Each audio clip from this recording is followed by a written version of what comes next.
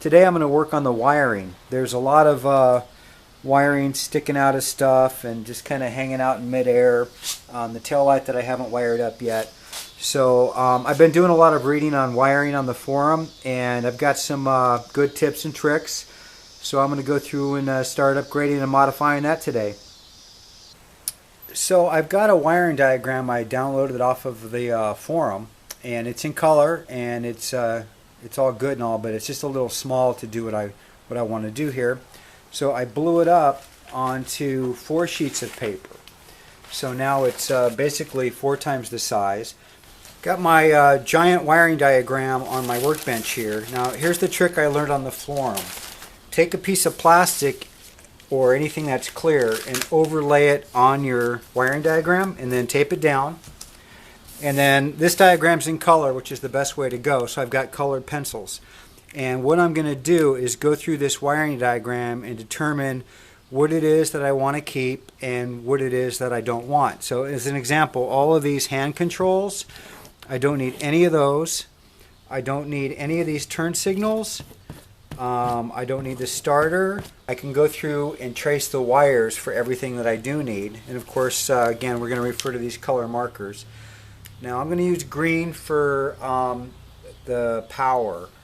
So I'm going to need power to the points, and power to the coils, and power to the tail light. But I think what I'm going to do is I'm going to go ahead and remove all of this wiring. As you can see, I took the gas tank off. There's stuff under that, and it goes all the way up into the headlight.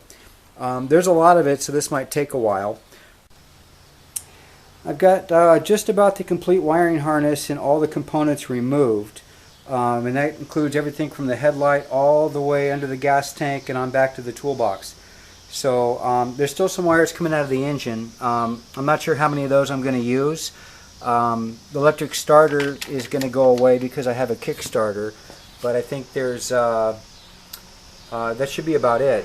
So I'm going to start chopping into this wiring harness and simplify it based on the diagram that I made up and go from there. A few tips before we start tearing into this wiring harness. One is when you wire, you need wire cutters. And they cut the wire and they'll strip the wire both. So you need a set of those. You need tape to tape up your connections. You need to be able to measure everything as you go. Use different colored wire. I'm going to use red wire for positive and black wire for negative, or for the grounds. So all that'll work good. And then of course you need to hold everything together with green zip ties. Now a tip on using these wire cutters is, you see this end here, it's kind of jagged, so you just cut it off, and then you kind of score all around the plastic on the outside like that, and then just pull it off. And then you've got a nice clean end to twist together, and then to throw some tape on it, and you're ready to go. Alright, I'm going to get started on this harness. So I have the entire wiring harness done. It's color coded, zip tied, all taped together. Everything's labeled with tape. H for headlight, I for ignition, E for engine, B for battery, T for tail light. So it should be fairly simple to get all this reinstalled. I also found these cool twisty things where I can hook the wiring harness up to the battery and the engine. And then one other thing is on these coils. I'm going to use the stock coils, but since they have a tendency to overheat and lose power, I'm going to use these aluminum heat sinks I made up. So I've already made it for one coil. I just need to make it up for the other coil, and then I'll be ready to install everything back on the bike.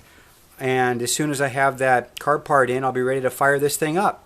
So I'm going to get to work, and I'll see you next time.